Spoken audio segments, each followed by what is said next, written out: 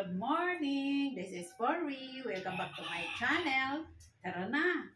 Our video for today is about planting orchids.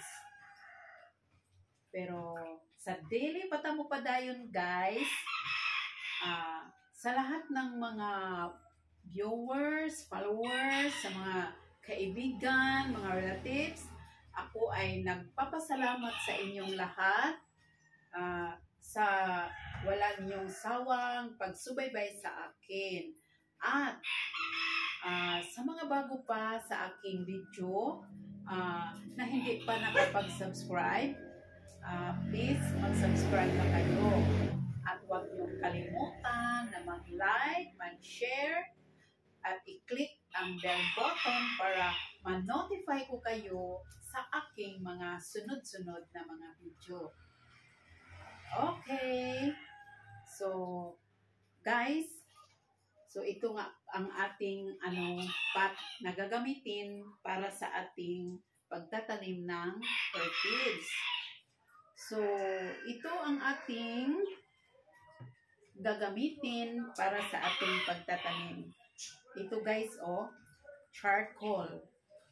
So, charcoal ang ating gagamitin bilang soil ng ating pagtatanim. So, ito ang ating mga orchids. Ito ay Dendrobium orchids. So, dito natin siya itanim sa pot gamit ang charcoal. So bago ang lahat guys, bago tayo magtanim, ay isok muna natin itong ating charcoal sa tubig. Ito, bago natin ilagay sa pot. So, ito na guys, ganito lang ang aking ginagawa guys.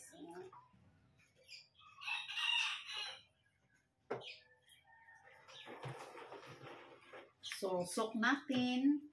So, dito, lagay natin sa pot. So, yan ang ginagawa ko guys.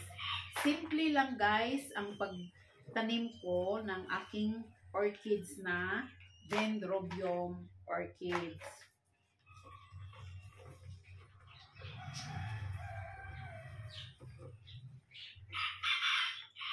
So, alam nyo guys, itong charcoal ay gusto ng orchids na charcoal ang ating ilagay bilang soil sa kanya. Dahil alam nyo guys kung bakit? Itong charcoal guys ay hindi siya malalagta, hindi siya palaging basa. Kaya itong orchids guys ay ayaw niya na palaging basa yung kanyang bilang soil. Kaya sa mga guys, obserbasyon ko ay mas gusto niya itong charcoal. Kasi nung una guys, ang ginagamit ko ay coconut husk. Pero alam nyo guys, ang coconut husk ay palaging basa. Lalo na pag matagal na siya guys, ito ay malalagta na. So, itong charcoal ay palagi siyang ganito at hindi siya malalagta. So, mas gusto nitong orchids na charcoal kasi guys, na-obserbaran ko na. So, ganito lang guys. So, yan. Tanim kung paano ko siya itatanim. Yan. Dito lang natin, ilagay lang natin siya dito. Dito sa, pot.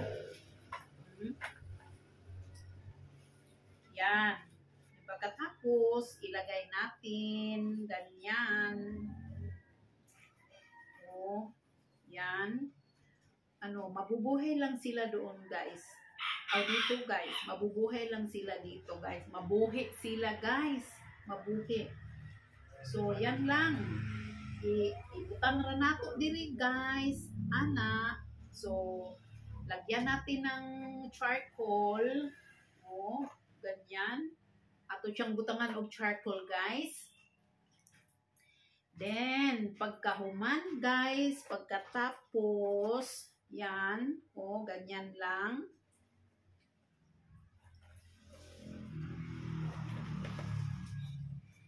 Sa ano, guys, naobserbaran ko, guys, na mas madali silang mabubuhay, madali silang, ano, madaling lumalabas ang kanilang mga gamot.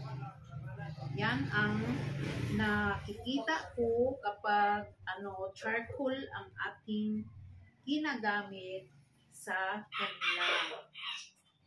Yan guys. Oh. Yan lang, ganyan lang. So lagyan nyo ng charcoal. Yan. Yan na guys, oh.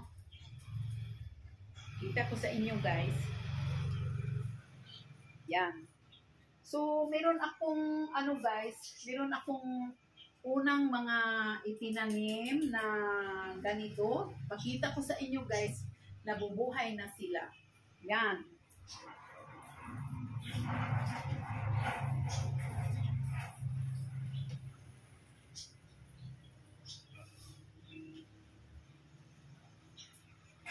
So, ito guys, oh. Ito ang una kong mga itinanim na mga orchids. So, nakita nyo to guys, oh, ito. Walang dahon, no? Kasi guys, nung una guys, ay, ang mga dahon ay nangalaya na lahat. So, sabi ng kaibigan ko guys, ay palitan ko daw ng charcoal. Kaya, yon ang ginawa ko guys, oh. So, ito na guys, nabubuhay sila. Meron na silang, mga saha guys. Meron na silang saha. Kita nyo guys? Ito, saha na ito guys, pati ito. So, at lumalabas na ang kanilang mga ugat. Pero guys, ito rin guys, oh. Ito, nawala ang mga, nila guys, dahon kasi nangalaya. So, pagpalit ko ng charcoal ay meron na siyang mga lumalabas na mga saha at nabubuhay ang orchids guys, na tingnan natin na parang na healthy na sila guys. Pati ito guys, oh. Ito saha na guys, no? So yan lang guys ang guys masasabi ko sa ganitong pagtatanim ng orchids na gamit ang charcoal. So, okay guys, yan lang ang ma-share ko sa inyo. Hanggang dito na lang tayo. Thank you for watching. Bye-bye. God bless.